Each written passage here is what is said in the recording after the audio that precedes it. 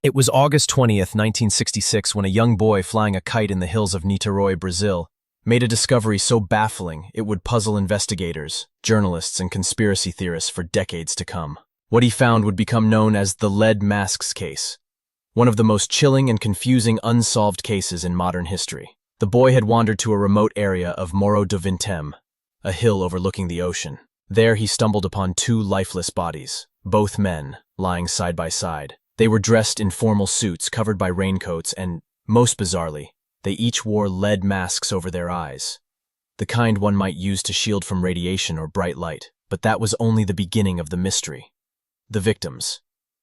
The men were later identified as Manuel Pereira da Cruz and Miguel José Viana, two electronic technicians from Campos dos Goitacazes, a city about 200 miles from where they were found.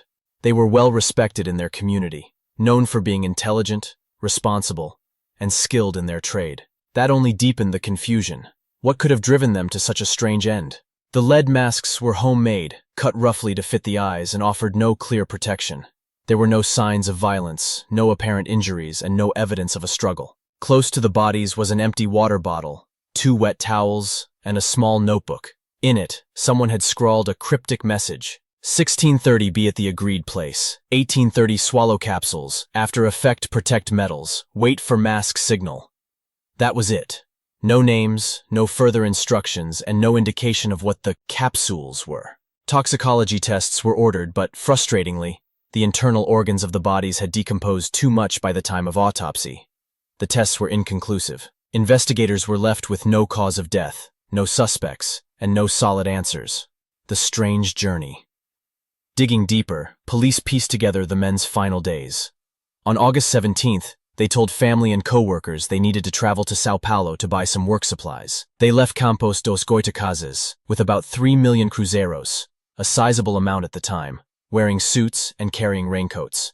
They boarded a bus to Niterói, not São Paulo, and were last seen alive, buying a bottle of water and waterproof coats in a local shop. The clerk later said they seemed nervous and kept checking their watches. But why lie about their destination? Why the lead masks? Why the capsules? And most importantly, what happened after 6:30 p.m. that day? Popular theories. 1. A cult or spiritual experiment. Some who knew the men said they were interested in spiritualism and parapsychology. They were part of a local group that reportedly held seances and attempted to contact spirits. One theory is that Manoel and Miguel believed they could reach a higher spiritual plane or receive messages from another dimension. The lead masks, in this context, were to protect their eyes from what they expected to see. Did they believe they were about to encounter an alien or divine presence? Was this part of a ritual gone horribly wrong? The note's reference to capsules and mask signals supports this theory. Perhaps they thought the drugs would trigger a vision or transformation. 2. Accidental overdose. Another possibility is a tragic accident. Some believe the men ingested psychedelic substances, like LSD or mescaline, in an effort to communicate with spirits or beings. But without proper knowledge of dosages or effects, they may have taken a lethal amount. The towels could have been for wiping sweat or vomit, and the water bottle to stave off dehydration. The masks? Still unexplained.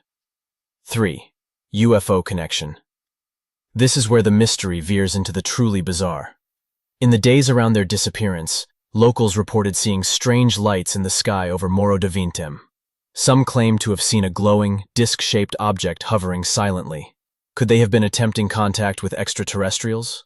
Could the masks have been intended as protection against powerful light emitted by a craft? Or worse, were they manipulated or experimented on by something not of this world? There's no physical evidence to confirm this, but the timing, combined with the witnesses and the weird note, has kept the UFO theory alive for decades. 4. Murder or coercion. While less romantic, some believe the men were victims of a scam, possibly related to the underground spiritualist groups. Could someone have tricked them into taking drugs and stealing their money? Their cash was never recovered, which could suggest foul play. Yet there were no signs of struggle, no injuries. And why the masks, if it were simply a robbery or murder? Lingering questions. Why was no trace of the capsules ever found? Who wrote the note? And what exactly does protect metals mean? Why would two rational, educated technicians participate in such a strange ritual? And why, after nearly 60 years, has no one come forward with answers? Cultural impact.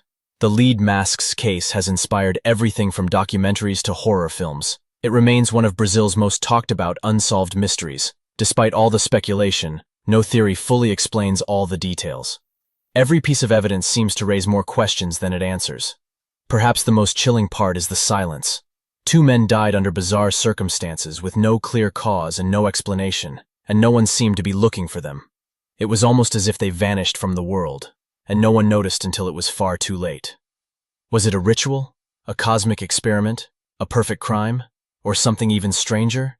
We may never know the truth behind the lead masks case, but it stands as a powerful reminder that some mysteries remain just beyond the reach of logic, and in those spaces, the imagination runs wild. If you found this case as baffling as we did, make sure to like the video, subscribe for more deep dives into the world's most chilling unsolved mysteries, and let us know in the comments what you think happened on that hill in Brazil. Your theory might be the missing piece. Until next time, stay curious, stay safe, and never stop asking questions.